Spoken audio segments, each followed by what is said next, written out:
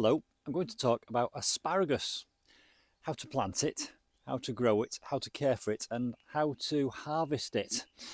In this raised bed here, I have a crop of asparagus. If you look after your asparagus, it will provide asparagus for you for up to 20 years. And I'm 58, so I could be harvesting asparagus out of this bed until I'm nearly 78. Isn't that wonderful? I've had this asparagus bed now for nearly 4 years, and I've calculated every year now this is producing around about 35 pounds worth of asparagus. Isn't that wonderful? And the crowns I planted in this raised bed were reduced in the spring sale, and I think I got 8 crowns, 50 pence each. That was a good investment. Right, let's talk about asparagus planting, asparagus care, and asparagus cropping. At this time of year, which is middle of March, or actually March the 16th, you will start to see them coming up, and I will show you what you will first start to see, and it's a wonderful thing. And I guarantee if I come out tomorrow, what I'm looking at now will be twice as big, and within a week I'll be harvesting this. It's a beautiful plant, and the asparagus I bought here, by the way, is a variety that doesn't go chewy and stringy when you cook it. It's deep purple colour. If I can find it on the internet, I'll put a link to it in the description box below this video.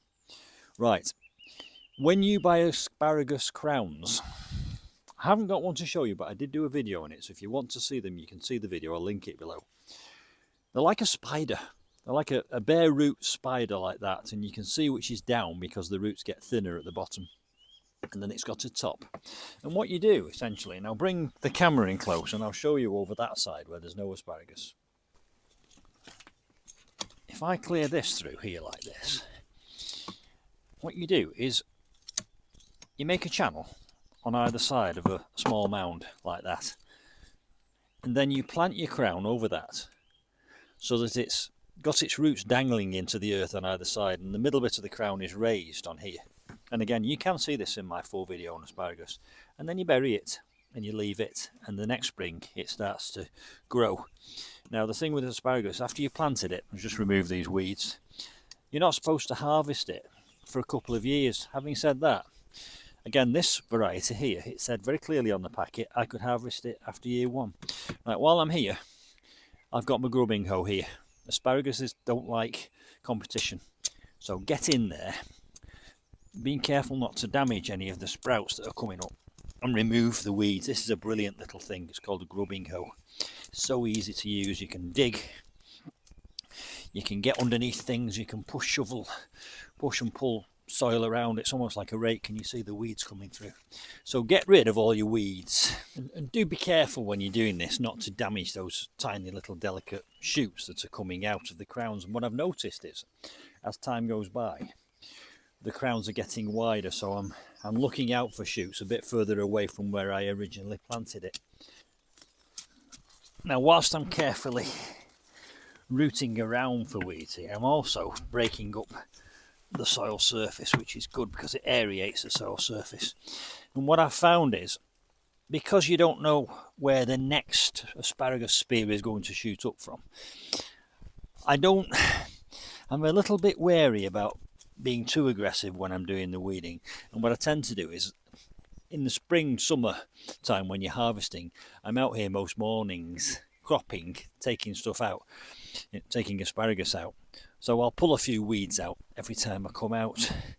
Right, so I'll get rid of all these weeds, and then I'll talk about the life cycle of asparagus. I don't know if you can see it, but true to form, the heavens have opened, it's throwing it down, but I'm not bothered because I've got my camera under a parasol there. I can carry on. Right, you plant those crowns February, March. I bought these reduced. I didn't get these planted until late May, but it doesn't seem to have had any difference. When you plant them as I've already demonstrated. If you want to see me doing it live again, there is a video in the description box below this video.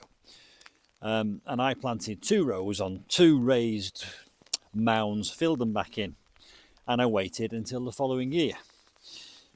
Now they do grow quite quickly, and you'll get 2 things growing First thing is, in the springtime you'll get the spears coming up, and those are the things that you harvest.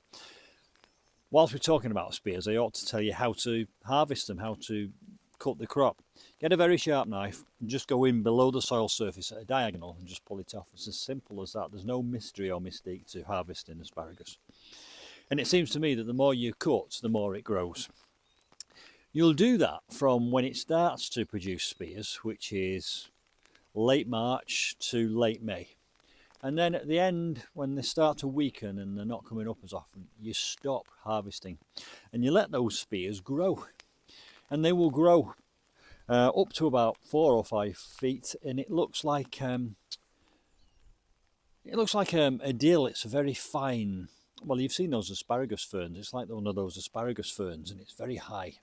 And you leave it to grow and you stop harvesting so that the plant can replenish the energy in the rootstock. And you leave those great big growths on all summer into autumn, because they will continue to photosynthesize and feed the asparagus beneath the ground. And then coming into autumn, you chop them down, because they're quite like a big sail in the wind, and you don't want that movement damaging that crown, so you just chop them off. They're not doing any good anymore. Put them on the compost, and then you can mulch the whole bed with well-rotted manure or some compost or some organic matter.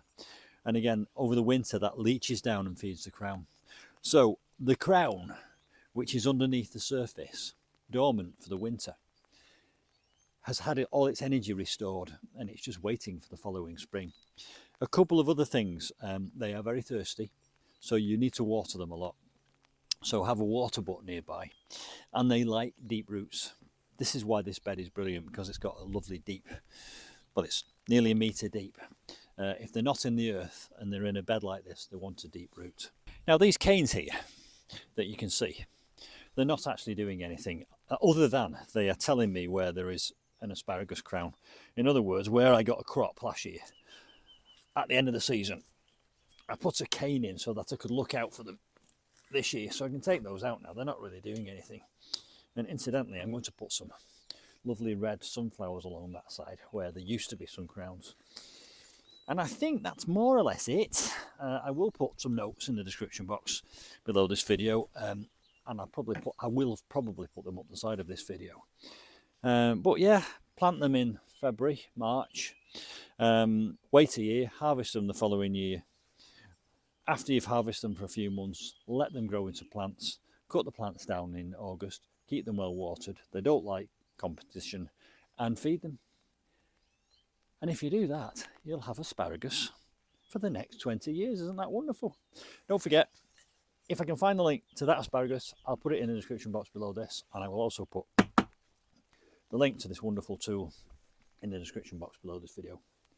I'll see you soon for some more asparagus bed adventures. Bye for now.